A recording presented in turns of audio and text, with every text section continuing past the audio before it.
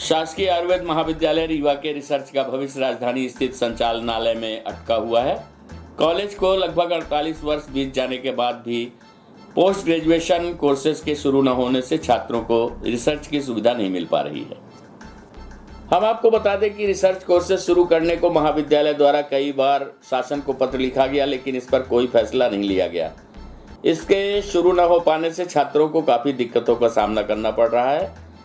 रीवा के शासकीय आयुर्वेद महाविद्यालय की स्थापना सन 1972 में हुई थी। महाविद्यालय में इन दिनों पोस्ट ग्रेजुएशन में 14 कोर्सेस हैं, जिसमें से सिर्फ संहिता विभाग में बस पोस्ट ग्रेजुएशन की सुविधा है, बाकी 13 में नहीं है, जिसकी वजह से पोस्ट ग्रेजुएशन कोर्स संचालित नहीं हो पा रहा है। पोस्ट ग्रेजुएशन कोर्स में ही छात्र रिसर्च करते हैं। अब ये कोर्स ही नहीं संचालित हो रहे हैं तो छात्र रिसर्च कहाँ करें। इसके न शुरू होने की मुख्य वजह यह है कि पोस्ट ग्रेजुएशन के हिसाब से इसमें टीचर नहीं है, जिसकी वजह से ये कोर्स संचालित नहीं हो पा रहा है। इसके लिए महाविद्यालय द्वारा कई बार शासन को लिखा गया, लेकिन अभी तक इस पर कोई फैसला नहीं हुआ है। संचालनालय से महाविद्यालय को ये कहा जाता है कि वित्त विभाग इसमें अड़ंगा लगा देता है।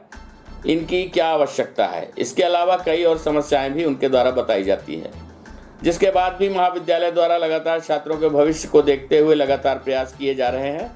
इस महाविद्यालय में रिसर्च कार्य सिर्फ संहिता विषय तक अटका हुआ है, जबकि जिन विषयों पर रिसर्च शुरू होने का इंतजार किया जा रहा है उनमें कार्य, चिकित्सा, शल्य विभाग, शालक्य, स्त्री एवं प्रसूति विभाग, शिशु रोग विभाग, रचना शरीर विभाग, स्वस्थ वृत्त विभाग, द्रव्य गुरु विभाग, रसशास्त्र, अंगत तंत्र विभाग, निदान और पंचकर्म विभाग शामिल हैं।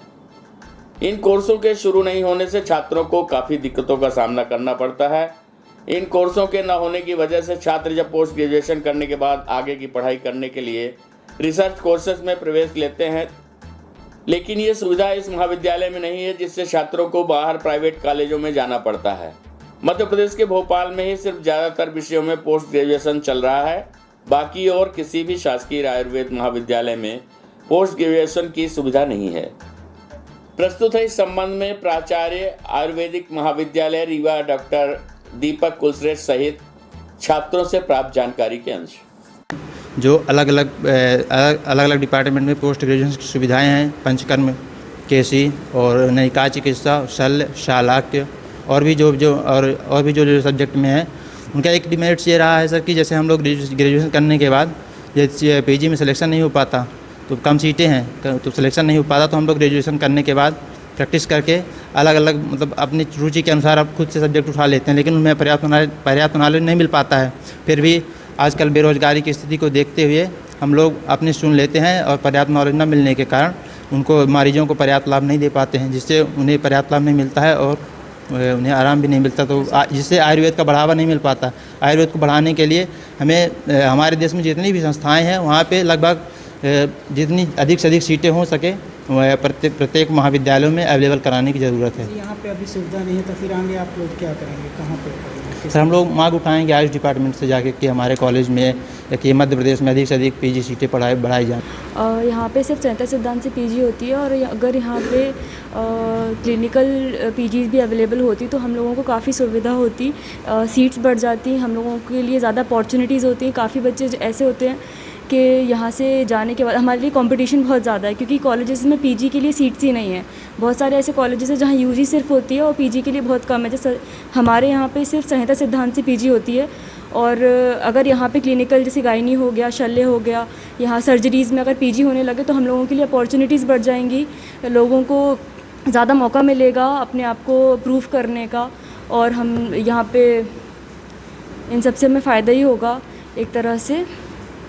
प्लस बहुत सारे एग्ज़ाम्स होते हैं, तो उन लोगों के लिए हम लोग के लिए कंपटीशन बहुत ज़्यादा है इस चीज़ के लिए, क्योंकि बहुत कम सीट्स हैं, तो उसके लिए बहुत सारे बच्चे होते हैं जो लोग सिर्फ बीए में यूजी करके रह जाते हैं, उन लोगों को मौका नहीं मिल पाता है पीजी करने का। तो अगर यहाँ पे पीजी होगी, यहाँ पे जितने भी यूजी कॉलेजेस हैं जहाँ पीजी नहीं होती है वहाँ पे सीट्स बढ़ जाएंगी, रीवा में सीट्स बढ़ जाएंगी, तो लोगों को फ़ायदा मिलेगा इस चीज़ से, लोग और आगे बढ़ पाएंगे और बीएमएस आगे बढ़ पाएगा। हमारे यहाँ महाविद्यालय में ये महाविद्यालय 1972 से संचालित किया जा रहा है। पोस्ट ग्रेजुएशन 1972 से नहीं था, एक अंडर ग्रेजुएट लेवल पर इस कॉलेज को प्रारंभ किया गया था, बाद में 2004 या 5 में एक विषय में पोस्ट ग्रेजुएशन प्रारंभ किया गया, संहिता सिद्धांत विषय में, और उस समय से ये पोस्ट ग्रेजुएशन लगातार चालू है। लेकिन हमारे यहाँ जैसे आयुर्वेद में 14 विषय होते हैं, 14 विभाग होते हैं, तो 14 विभागों में ही सभी में पोस्ट ग्रेजुएशन होने की सुविधा है, लेकिन हमारे महाविद्यालय में सिर्फ एक विषय में ही संचालित किया जा रहा है। इसके लिए हम लोग लगातार प्रयासरत हैं और लगातार शासन से मांग करते रहते हैं, लगातार प्रोजेक्ट बना के हम लोग भेजते रहते हैं। पहले भी मैंने प्रोजेक्ट बना के भेजे हैं कि कम से कम 5 से 6 सब्जेक्ट में और पोस्ट ग्रेजुएशन हमारे यहाँ प्रारंभ किया जाए। तो उसके लिए सबसे बड़ी रिक्वायरमेंट होती है शिक्षकों की भर्ती। शिक्षकों के पद हमारे पास उस पोस्ट ग्रेजुएशन विषय के हिसाब से स्वीकृत नहीं होने की वजह से हम प्रारंभ नहीं कर पा रहे। तो मुख्य आवश्यकता जो होती है वो शिक्षकों की पद स्वीकृत होना है। इसके लिए हमने मध्य प्रदेश शासन को, आयुष विभाग को पत्र लिखे हैं, प्रोजेक्ट बना के भेजे हैं। जैसे ही स्वीकृति प्राप्त होगी वो प्रारंभ होगा। सर, इसमें फिर छात्रों को बाहर जाना पड़ता होगा पोस्ट ग्रेजुएशन के लिए? हाँ बिल्कुल। अभी मध्य प्रदेश में सिर्फ एक महाविद्यालय, खुशीलाल आयुर्वेद महाविद्यालय भोपाल है, वहाँ पर काफ़ी सारे विषय में पोस्ट ग्रेजुएशन प्रारंभ हो चुका है। और इसके अलावा जिनको और अच्छे जगह से पोस्ट ग्रेजुएशन करना, जो इंटरनेशनल लेवल के हैं या नेशनल लेवल के इंस्टीट्यूट हैं, वहाँ हमारे छात्र एंट्रेंस दे के वहाँ पोस्ट ग्रेजुएशन करने जाते हैं। जैसे जामनगर है, BHU है और जयपुर है। इसी प्रकार से देश के विभिन्न कॉलेजों में इस महाविद्यालय के छात्र पोस्ट ग्रेजुएशन करने जाते हैं और अच्छे से, क्योंकि यहाँ अंडर ग्रेजुएट की पढ़ाई जो है बहुत अच्छी होती है और उसके आधार पर पोस्ट ग्रेजुएशन का जो ऑल इंडिया लेवल पे एंट्रेंस एग्ज़ाम होता है उसमें हमारे छात्र जो हैं वो बहुत अच्छा प्रदर्शन करते हैं और कई कॉलेजों में सिलेक्ट हो चुके हैं पहले भी।